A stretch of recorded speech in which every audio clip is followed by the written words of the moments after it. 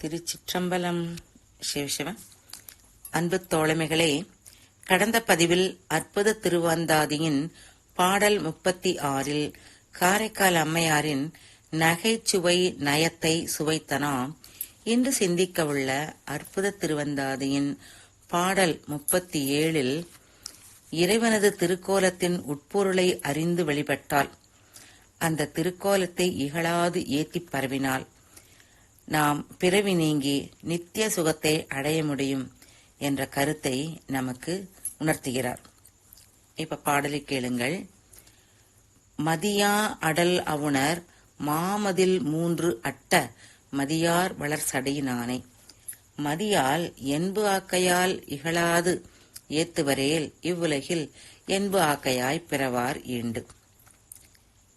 முதல் அடியிலே இறைவனுடைய பராக்கிரமத்தை நமக்கு சொல்ல வருகிறார். மதியா அடல் அவுணர் மாமதில் 3 அட்ட.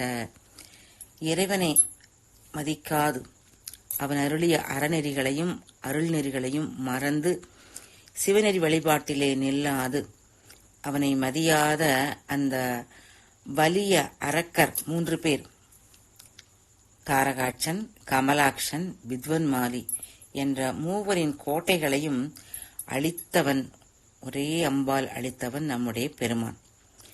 தக்கனுடைய சாபத்தால் தேய்ந்த மதியை தன் வளரும் சடையிலே வைத்து பாதுகாத்து தம் கருணையை காட்டியவன் தம் சிவபெருமான். இப்படி வரம்பில்லாத ஆற்றலையும் பெரும் கருணையையும் உடைய இறைவன் திருக்கோலத்தை தன்னுடைய பாடலில் 3ஆம் அடியிலே சொல்கிறார். அந்த திருக்கோலம் எப்படி இருக்கிறதா? இறைவன் திருமேனியிலே பலவற்றை அணிந்துள்ளான். அவையெல்லாம் பல உண்மைகளை நமக்கு உணர்த்தும் அடையாளங்கள். இந்த பாட்டிலே சொல்வது போல இறைவன் திருமேனியிலே எலும்பு மாலையை அணிந்துள்ளான். முழு எலும்பாகலாகிய எலும்புக்கோட்டை கங்காளம் என்று சொல்வார்கள்.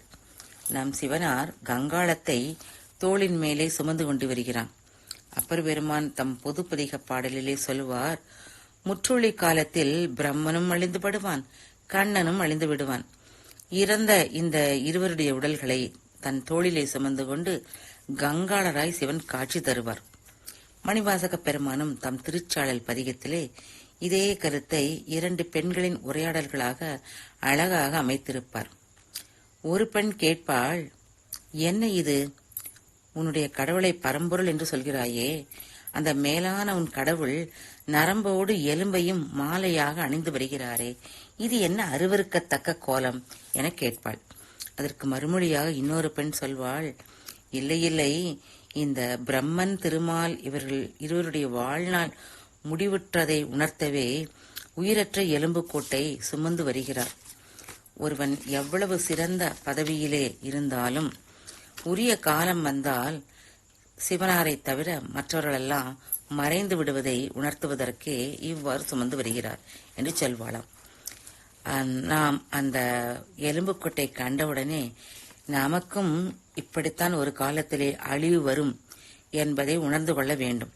அத்தோடு அழியாத இன்பத்தை பெற வேண்டும் எனும் ஆர்வத்தையும் மேற்கொள்ள வேண்டும். அழியாதவனை சார்ந்தால் அழியாத இன்பம் பெறலாம் என்ற உணர்வு நமக்கு வர வேண்டும். யார் அழிந்தாலும் எது அழிந்தாலும் அழியாதவன் இறைவன் ஒருவனே என தெளிய வேண்டும்.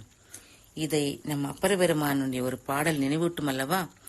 100 கோடி பிரம்மர் நொந்தினர், 6 கோடி நாரணன் அங்கனே, 7 கடல் மணலை எண்ணிடில் இந்திரன், ஈரில்லாதவன் ஈசன் ஒருவனே.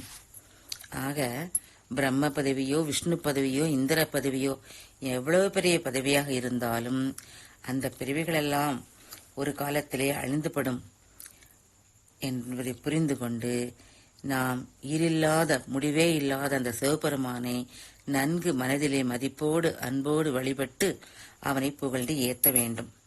ஆனால் மதியின்மையால் அறியாமையால் இறைவனை எதையும் சிந்தியாது மேலெழுந்த வாரியாக இகழ்வார் பலர் உண்டு. இதற்கு எடுத்துக்காட்டாக சடையப்ப வள்ளலின் வாழ்க்கையிலே ஒரு நிகழ்வை சொல்லலாம். வள்ளல் வீட்டுக்கு ஒரு விருந்தாளி ஒரு முறை வந்து சேர்கிறார். அவர் வந்த நேரம் சடையப்ப வள்ளல் கீழே சிந்தியிருக்கும் நெல்மணிகளை பொறுக்கிக் கொண்டிருக்கிறார். இதை கண்ட விருந்தாளி, இது என்ன, சிந்தன சில நெல்லை பொறுக்குகிறாரே, இந்த அற்பமான பொருளை இப்படி பெரிதாக மதிப்பவர் எப்படி பெரிய வள்ளலாக இருக்கக்கூடும் என மனதிலே எண்ணினார்.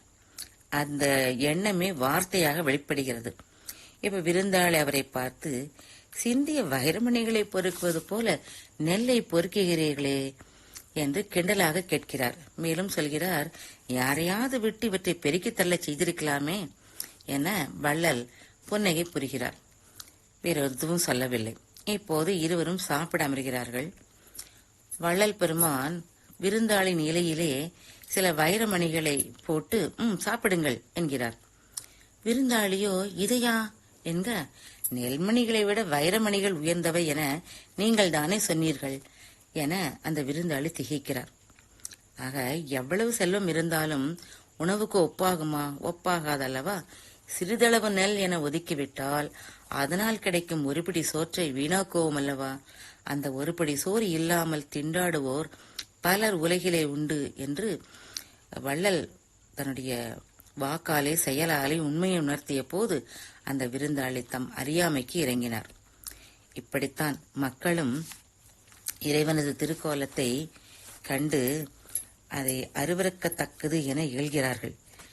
ஆக எதையும் ஊன்றி பார்க்காமல் மேலெழுந்த வாரியாக பார்த்து தீர்மானிக்க கூடாது என்பதையே காரைக்கால் அம்மையார் இந்த பாடலிலே சொல்ல வருகிறார்.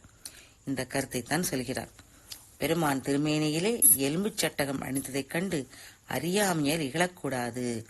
மதியினால் அதன் உண்மையை உட்பொருளை உணர்ந்து போற்று வழிபட்டு துதித்தால் அப்படிப்பட்டவர்கள் மறுபடியும் இந்த உலகிலே எலும்புகள் உடைய தேகத்தோடு பிறக்க மாட்டார்கள்.